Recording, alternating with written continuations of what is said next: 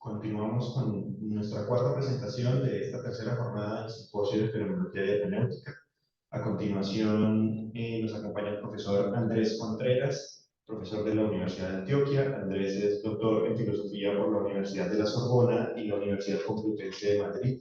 Bea en Filosofía de esta última universidad y egresado del programa de Filosofía de la Universidad de los Andes, acá en Colombia. Ha publicado numerosos artículos sobre fenomenología y hermenéutica. Actualmente es miembro del grupo de investigación interinstitucional La Hermenéutica en la Discusión Filosófica Contemporánea y profesor asociado al Instituto de Filosofía de la Universidad de San Buenaventura. Nos va a acompañar con una conferencia titulada Lo extraño y la extrañeza en el acontecer de la enfermedad. Muchas gracias. De la UDEA. Muchísimas gracias. Buenas tardes. Tú dijiste San Buenaventura. Uy, ¿cómo se llama eso? Confusión. Pero se me fue. Uy, ¿qué me pasó? No me di cuenta, pero lo más mínimo. Bueno, muchísimas gracias, muy buenos días, muy buenos días o buenas tardes a las personas que se encuentran en Zoom. Les agradezco su participación en esta presentación.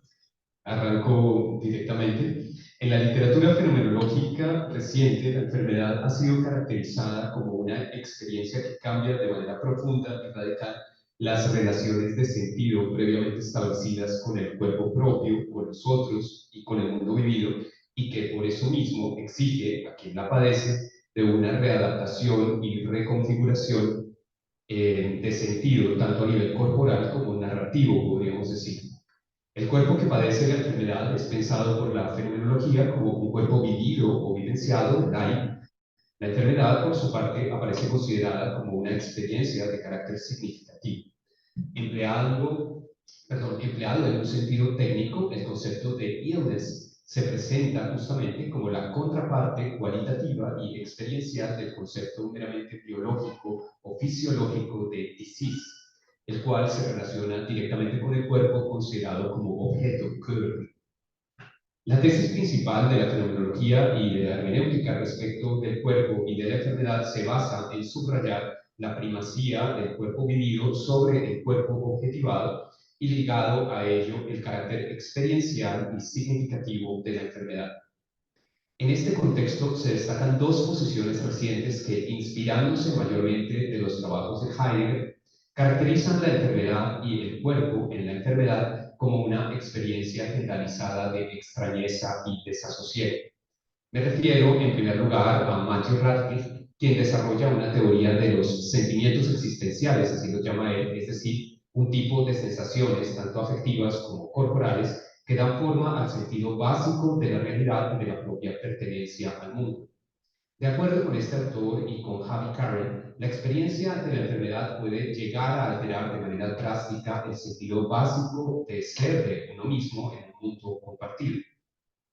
El ser en el mundo con los demás tiende a sentirse como extraño o desasosegado en su conjunto, lo que transforma las posibilidades de relacionamiento e interacción con el entorno y con los otros de múltiples formas.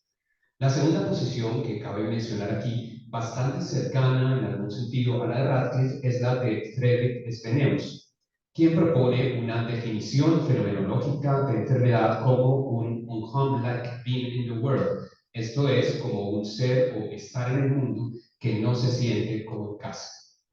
En ambas posiciones, cada una a su manera, se alude al tipo de experiencias que se pueden expresar en alemán mediante el término Unheimlichkeit, que podemos traducir por desazón, extrañeza, inhospitalidad.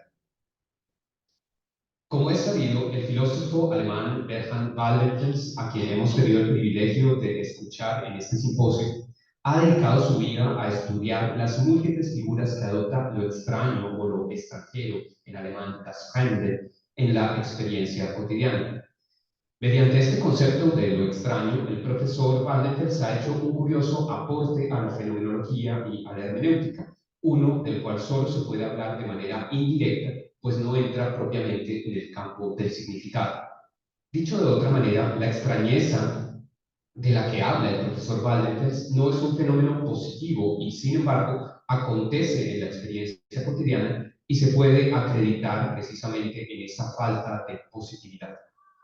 Si en términos generales la fenomenología y la hermenéutica piensan la enfermedad como un fenómeno de sentido, como un fenómeno sentido y percibido de disrupción y cambio profundo en las estructuras de significado, con carácter o con un carácter cualitativo característico, comprensible y potencialmente articulable en palabras, Waldenfels alude en muchos de sus ensayos a la enfermedad como un acontecimiento de lo extraño en un sentido mucho más radical, antes del sentido, antes de la intencionalidad, antes de la comprensión de algo como algo.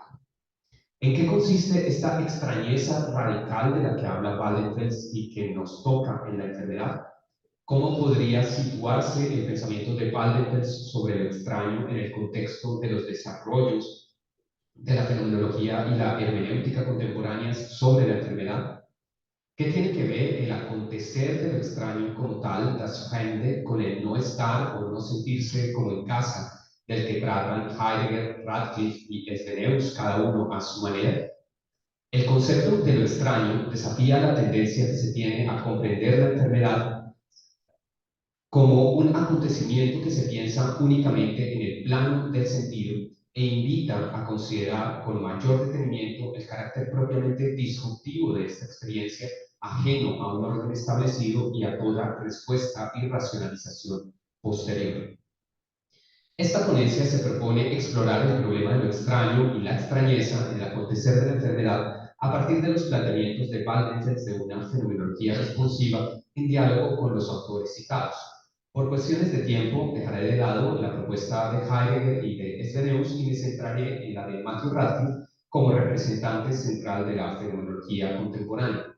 Esto me permitirá contrastar su posición con la de Waldenfels, diferenciar los dos tipos de extrañeza de la que ambos autores hablan y proponer una hipótesis sobre el lugar de los planteamientos de Waldenfels en el marco de los trabajos recientes en fenomenología y hermenéutica sobre la enfermedad. Quisiera advertir que esta es la primera versión de un acercamiento al pensamiento de Waldenfels, todavía bastante incipiente y necesitado, sin lugar a dudas, de un estudio y reflexión. Comencemos entonces con el tema del sentido de realidad y pertenencia al mundo considerado como experiencia extrañeza en Radcliffe. Muchas de las ideas que en Heidegger solamente aparecían indicadas como el carácter fisiológico de las disposiciones afectivas fundamentales como la angustia o la necesidad de elaborar un concepto existencial de enfermedad, muchas de esas cuestiones han sido desarrolladas en una orientación semejante por autores recientes como Matthew Radcliffe o Friedrich Svenelius. En uno de los capítulos de Feelings of Being, Sentimientos del Ser, Radcliffe retoma explícitamente la conferencia de Heidegger de 1928 titulada ¿Qué es metafísica?, con el objetivo de introducir el concepto fundamental de su obra, el concepto de sentimientos existenciales. Como es sabido, esta conferencia, en la que Heidegger aborda el tema de la nada y en la que se atreve a formular expresiones como la nada nadea, despertó una fuerte crítica por parte de Rudolf Carnap, en un escrito cuyo título llamaba ya a la superación de la metafísica por medio del análisis lógico del lenguaje. Según Carnap, aquello de lo que Heidegger habla en esta conferencia no tiene ningún referente real, por lo que tampoco podría decirse que tenga, propiamente hablando, sentido. Para Carnap, solamente tienen sentido aquellas proposiciones cuyo método de verificación es plenamente conocido o que pueden ser retrotraídas a proposiciones protocolares de este tipo. Según él, Heidegger, como otros metafísicos, guiado por el significado de las palabras, construiría frases que solo en apariencia tendrían sentido, pero que si se analizan de manera lógica y cuidadosa, no se refieren a nada que pueda ser o no verificado. Proposiciones como la nada nadea o la angustia revela la nada son para Carnap pseudoproposiciones, surgen de las deficiencias lógicas en el uso del lenguaje y no declaran nada, por lo que deberían ser simplemente eliminadas. Las proposiciones metafísicas son totalmente carentes de sentido y para él Heidegger es un metafísico. Por su parte, el problema de la nada y de su aparente significado debería ser entendido y no podría ser plenamente explicado desde la negación de carácter lógico, según Carnap todo el tiempo. Así pues, ninguna necesidad Así pues, no habría necesidad de recurrir a pseudoproposiciones metafísicas como las que Heidegger formula. Para Radcliffe, la posición de Carnap representa una visión muy restrictiva del lenguaje y de la propia experiencia del mundo, que no deja lugar suficiente para plantear el problema de los estados afectivos de fondo que a él particularmente le interesan. El mundo no puede ser entendido como un conjunto de hechos atómicos que podrían ser verificados empíricamente sin más mediante la percepción de lo que es el caso. Esta concepción no permite dar cuenta de la forma de apertura del ser en el mundo como totalidad que sirve de telón de fondo de la vida y de la acción humana en su conjunto. Es aquí, precisamente, en donde los trabajos de Heidegger sobre las disposiciones afectivas fundamentales, como la angustia, que abren y articulan el mundo en su totalidad, se muestran altamente productivas. Aquello por lo cual la angustia no es efectivamente algo concreto, es propiamente hablando nada. Pero esto no significa que se trate de una mera ilusión o de una expresión de carácter metafísico que haya que desestimar o eliminar. Esta experiencia muestra, por el contrario, la propia existencia como totalidad en un sentido determinado. Dicho de otra manera, ella no da cuenta de un contenido intencional concreto, sino de un cambio afectivo en la estructura misma de la intencionalidad. Carnap privilegia las actitudes proposicionales cuyo carácter propio consiste en aprender las cosas de manera reflexiva y objetual. Aquello a lo que Heidegger apunta, por el contrario, se refiere a un fenómeno básico de carácter prereflexivo, anterior a cualquier actitud proposicional y a cualquier creencia concreta sobre los hechos del mundo. Hay para Radcliffe un cierto, y para Heidegger sin duda, un cierto sentido de ser y de pertenencia al mundo, cambiante en intensidad y carácter, que opera de manera previa y frecuentemente no temática y que estructura todos los subsecuentes pensamientos, creencias y comportamientos humanos en relación con el mundo, los demás y en relación con el propio cuerpo. Este es el aspecto sobre el cual quiere centrarse Radcliffe y la razón. Bueno, vamos a ver si logramos continuar. Para las personas que nos acompañan en Zoom, solamente les cuento que en nuestra universidad con alguna frecuencia se presentan disturbios y acabamos de escuchar una papa bomba, como se le llama aquí, una especie de cóctel molotov. Bueno, este aspecto del que hemos hecho experiencia, digamos, del miedo o de la angustia súbita ante algo que no esperábamos, tema de la extrañeza, es aquel sobre el cual quiere centrarse Radcliffe y la razón por la cual recupera para sus propios fines ese sentido de ser básico del Dasein que Heidegger ha querido recuperar en su obra.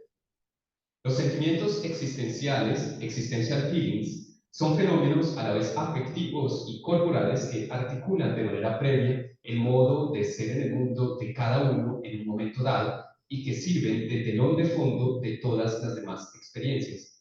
Pueden ser fenomenológicamente acreditados y descritos no ya mediante un lenguaje que pretenda verificar hechos, sino mediante formas diversas de expresión, a menudo vagas o metafóricas, que exceden el uso lógico y exacto del lenguaje.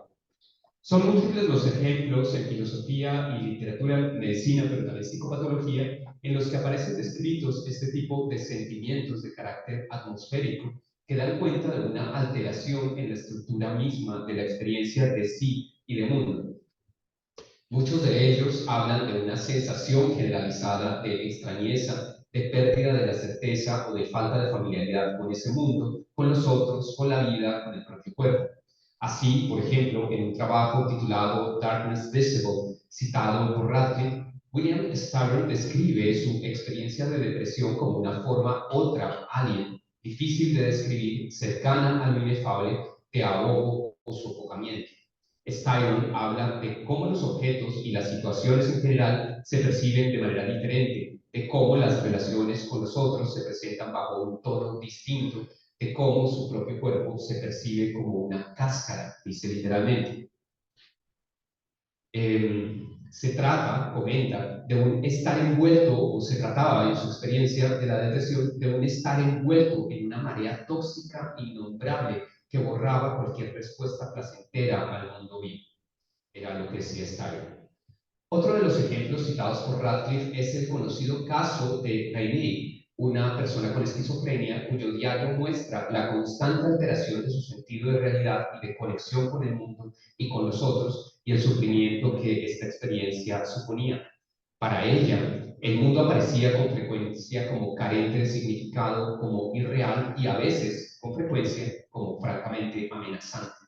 Las experiencias de enfermedad, tanto somática como psiquiátrica, muestran cambios en el sentido de realidad que se acercan a descripciones como estas. Aunque su interés no es propiamente el problema de la enfermedad somática en general, Radcliffe retoma las discusiones fenomenológicas sobre la pérdida de transparencia del cuerpo vivenciado que se presenta en esta experiencia.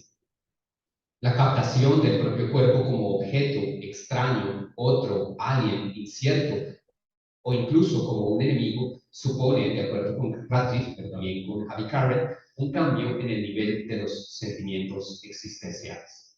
En términos generales, tanto por su carácter cualitativo como por su carácter disruptivo, estas y otras descripciones de alteraciones en el sentido de realidad y pertenencia pueden ser calificadas como experiencias de extrañeza. Ellas suponen la experiencia de un acontecer no atendido, no esperado, que irrumpe en un momento dado, que cambia la experiencia de sí, del mundo en su conjunto y de los otros en ese mundo, y que genera una sensación más o menos permanente de extrañeza y desasosiego con cualidades específicas de la cual no es posible salir mediante el mero ejercicio de la voluntad y que genera sufrimiento. Los sentimientos existenciales son pensados por Radcliffe como cambios en el sentido de ser, no como una pérdida de ese sentido. En otras palabras, los sentimientos existenciales dan cuenta de una modificación básica en la estructura del sentido de ser en el mundo en general. La extrañeza de la que se trata aquí es tal que se da en el plano del sentido, si bien en un nivel antepredicativo y preintencional. Pasemos entonces ahora a Valdez, la enfermedad como acontecimiento proveniente de una experiencia radical. Antes de presentar algunas ideas del pensamiento de Valdez, quisiera hacer una breve recapitulación de las ideas fundamentales. Para Heidegger, los estados afectivos fundamentales abren o cierran el ahí del Dasein de ese ser en el mundo que cada uno es. Estos determinan el modo como cada uno se encuentra en ese ahí de Finlichkeit. La angustia, en particular, tiene la capacidad de mostrar ese ahí en cuanto ahí para el propio Dasein y de referirlo de ese modo hacia sí mismo. Su importancia metodológica se encuentra en el hecho de que abre el ser en el mundo como totalidad y le muestra al Dasein la estructura misma de la intencionalidad. El no estar o no sentirse como en casa, un Heimlichkeit que se presenta en la experiencia de la angustia, es entendido por Heidegger como una forma básica de apertura, Erschlossenheit, de ese ser en el mundo. Una apertura que invita al Dasein a tomar una resolución, Entschlossenheit, sobre sí mismo y a apropiarse de esa apertura de sí con su más propio poder ser. La extrañeza de la que aquí se trata se presenta todo el tiempo en el plano del sentido de ese ser en el mundo. Radcliffe y Svenius, a quien no he podido mencionar, digamos, cada uno a su manera, se mantienen dentro de las coordenadas de pensamiento desarrolladas por Heidegger. Para Radcliffe, los sentimientos existenciales son fenómenos que articulan la capa más básica del sentido de ser en el mundo mismo. Para Svenius, la enfermedad misma puede ser pensada como una forma de no estar o de no sentirse como en casa que afecta el conjunto del ser en el mundo que cada uno es. En ambos casos, el acontecer de la enfermedad supone una experiencia de extrañeza de carácter básico y totalizante que se presenta en el plano del sentido como modificación misma de la estructura de la intencionalidad. Mediante una fenomenología responsiva, Valdez quiere llevar el pensamiento de lo extraño o extranjero para el das Fremde a un plano diferente, no solamente anterior a los comportamientos de carácter intencional que Carnap privilegiaba, sino incluso más allá del nivel corporal y reflexivo del que tratan la angustia de Heidegger, los sentimientos existenciales de los que habla Radcliffe y el desasosiego generalizado del que habla Svenius.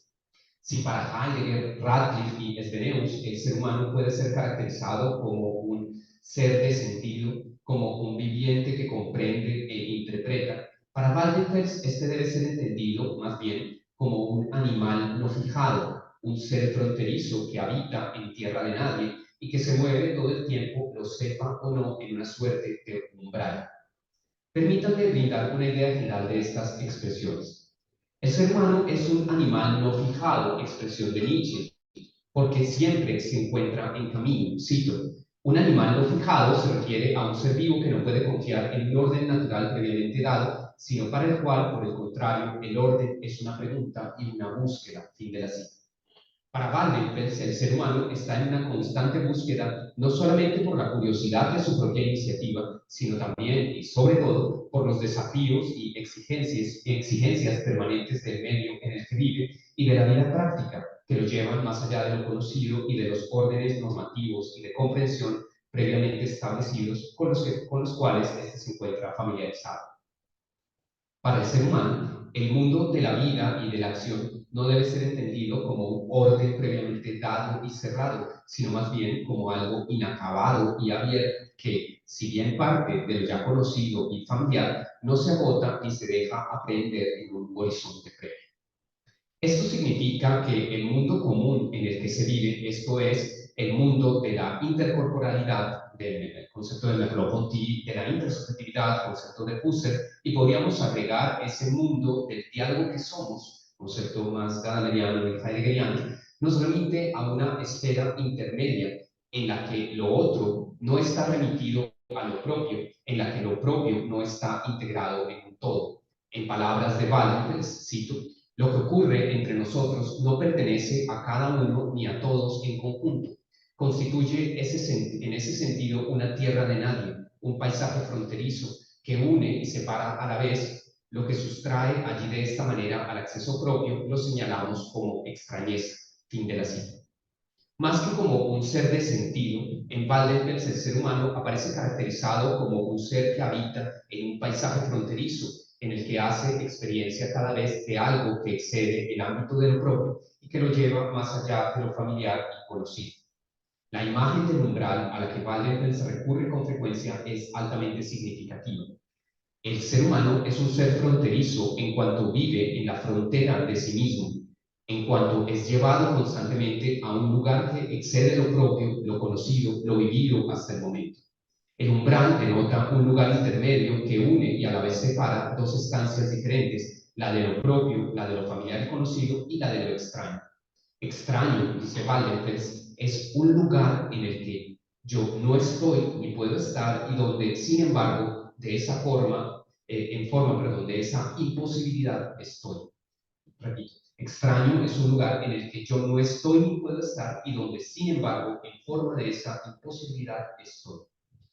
Para Waldenfels, lo extraño no queda nunca subsumido en lo propio. Su alteridad se encuentra en el hecho de que excede lo que cada uno es y sabe de sí mismo. Y sin embargo, lo extraño está unido y referido siempre a lo propio. Acontece constantemente en el ámbito de lo propio. Así, de modo paradójico, la extrañeza aparece como un elemento constitutivo de sí mismo y, no obstante, manifiesta una falta de simetría insalvable con él, puesto que excede este sí mismo y ese ámbito de sentido en el que éste siempre se mueve.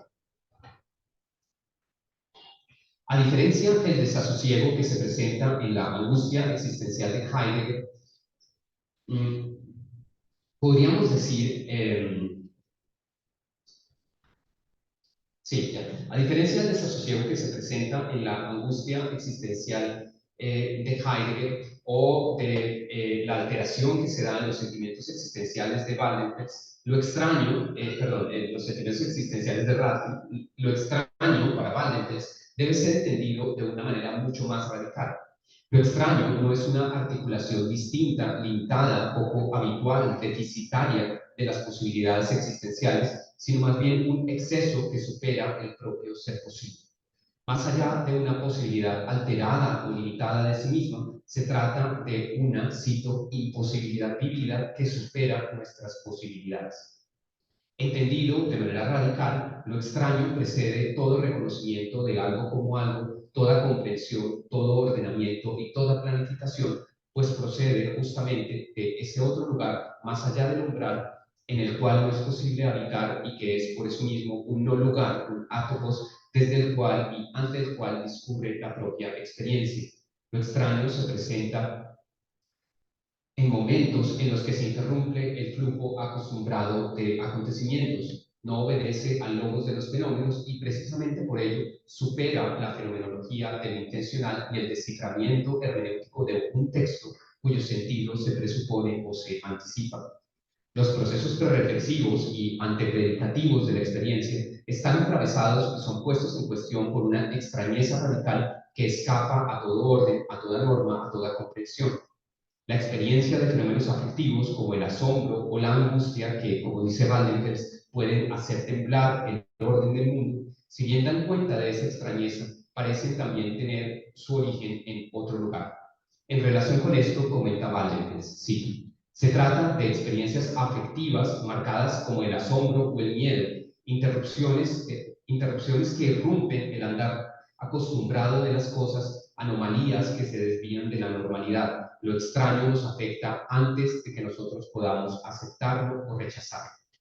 Así pues, si bien Waldenfels está dispuesto a reconocer el carácter de extrañeza de los fenómenos afectivos de los que tratan Heidegger, Radcliffe y Svenelius, su énfasis se encuentra en el carácter otro de esa experiencia, en la irrupción de lo extraño mismo, que no puede ser aceptado ni rechazado y que, sin embargo, penetra la propia experiencia del mundo cuestionándolo. En cuanto a filosofías del sentido, la fenomenología y la hermenéutica tendrían que considerar el acontecer de lo extraño como origen de la experiencia de sentido. Bueno, por razones de tiempo no alcanzo a profundizar en la estructura de la apelación que utiliza, el modelo de la apelación que utiliza Waldenfels con frecuencia, tampoco en el concepto de patos, que es fundamental, digamos, para atar esto con lo que desarrolla Radcliffe y Svenelius, pero creo que en las conclusiones que voy a leer enseguida recojo, digamos, las principales ideas del análisis que no puedo leer en este momento. Más allá de la constante crítica a las filosofías del sentido, Waldenfels mismo no pretende abandonar en modo alguno la fenomenología. Los autores del movimiento fenomenológico y hermenéutico que acostumbra citar Husserl, Merleau-Ponty, Heidegger, Levinas, entre muchos otros, presentan en su propia obra indicios de un pensamiento sobre lo extraño y sobre una fenomenología responsiva que Waldenfels mismo reconoce en ocasiones. No se trata, por tanto, de elegir entre los planteamientos de Waldenfels y los de otros fenomenólogos. La estrategia de Waldenfels consiste en canalizar el problema del sentido hacia aquello otro ante lo cual se responde. Su propuesta permite advertir ante la euforia del sentido y resistir ante el adormecimiento de lo conocido. Justamente por ello, esta se muestra como rigurosamente fenomenológica, abierta a lo nuevo. El fenómeno, la comprensión de algo como algo, comienza en otro lugar del cual no es posible dar cuenta y que, sin embargo, en esta insuficiencia se anuncia como aquello que excede el ámbito del sentido. Por otro lado, al subrayar el patos y la consiguiente respuesta, Waldenfels termina, paradójicamente, resaltando también el carácter hermenéutico de la existencia humana. Pienso que es posible situar el pensamiento de Waldenfels sobre el extraño en relación con lo dicho por Heidegger sobre la angustia, por Radcliffe sobre la alteración de los sentimientos existenciales en la enfermedad tanto psíquica como somática, y por Svenelius sobre el sentido general de la enfermedad. Las experiencias de angustia, de desasosiego, de no estar en casa, son sin duda experiencias de sentido, pero se trata de un sentido alterado, extrañado, referido aún más allá, que deja ver las grietas del sentido. Por ello, se percibe como inestabilidad, como ausencia de certeza, como duda e incertidumbre generalizadas. El desasosiego que muestran estas atmósferas afectivas está siempre referido a lo extraño, es atravesado por lo extraño. No se trata todavía de una respuesta ante lo extraño, sino de un puro patos. El patos es una experiencia de sentido, aunque sea de sentido alterado, afectado, cambiado. Pero este carácter disruptivo muestra precisamente su proveniencia de otro lugar y puede seguir remitiendo por largo tiempo hacia lo extraño mientras no se desarrolle una nueva respuesta. La incapacidad de encontrar una respuesta, una nueva adaptación, es precisamente lo que hace de la experiencia una sensación aversiva e incómoda. Quisiera terminar destacando algunas ventajas de los planteamientos de Waldenfels frente a otras aproximaciones sobre el fenómeno de la enfermedad. En primer lugar, Waldenfels, como he dicho, enfatiza la alteridad radical del acontecimiento disruptivo, más allá de todo orden. Se trata de un aspecto fundamental porque muestra el origen que tiene la disrupción de sentido. El carácter disruptivo de la enfermedad no puede provenir del orden mismo que se pone en cuestión, sino de otro lugar. En segundo lugar, porque enfatiza la necesidad de una respuesta, tanto corporal como narrativa, si se quiere, ante el acontecimiento de la enfermedad. Una vez más, lo que motiva la respuesta no puede provenir del orden de sentido en el que ya se está, sino de otro lugar. La dificultad de encontrar palabras o lenguaje adecuado para expresar las sensaciones afectivas ligadas al fenómeno de la enfermedad se relaciona con este encontrarse referido a otro lugar. Considerando estos dos aspectos, en tercer lugar, el planteamiento de Waldenfels parece romper tanto con el problema de la inmanencia fenomenológica como con el de un círculo hermenéutico concebido de manera cerrada, incapaz de ir más allá de sí. En cuarto lugar, Waldenfels parece establecer las bases de un concepto de enfermedad relativo, cambiante, dependiente del patos y de la adecuación o no de la respuesta que da el paciente, lo que se acerca a las visiones más inactivas y ecológicas de la enfermedad en autores como Goldstein, que Waldenfels retoma, y o Canguilhem. Finalmente, al propender por una fenomenología y una ética responsivas, Waldenfels introduce un cambio importante en las pretensiones de conocimiento de la propia fenomenología y me atrevo a decir de la propia práctica médica. En lugar de ver y concebir la enfermedad como un acontecimiento cuyas reglas y leyes pueden y deben ser completamente descifradas o comprendidas en el plano del sentido, Waldenfels nos invita a estar atentos a lo extraño, a lo desconocido, a lo radicalmente otro.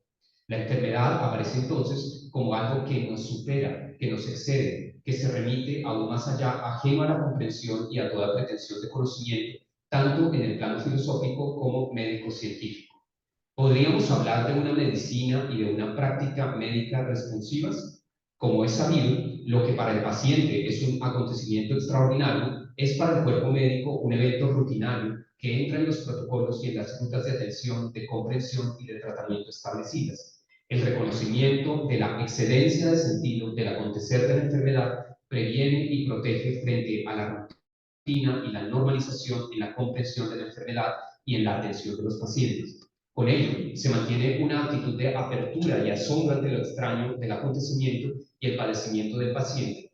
Me parece, no solamente invita a tratar dicho padecimiento como un evento único, lo que redunda evidentemente en un tratamiento adecuado, sino que tiene consecuencias éticas apreciables que contribuyen a aplacar la queja generalizada de deshumanización.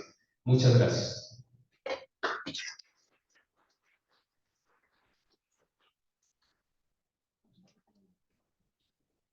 Bien. ¿Qué bajemos? Bueno, lamentablemente por razones de informa aquí mi colega José Luis Luna, por razones de seguridad la universidad nos ha pedido que evacuemos ante las papas bombas que se están presentando en la universidad, así que lamentablemente no tendremos ocasión para las preguntas y lamentablemente tendremos que reprogramar la conferencia que seguía, la presentación que seguía, tendremos que reprogramarla, les enviaremos un correo electrónico durante el mediodía para contarles de qué manera podemos solucionar el problema. Les agradecemos mucho su presencia y bueno, con esto entonces terminamos esta transmisión, pueden parar la grabación y les deseamos una buena tarde.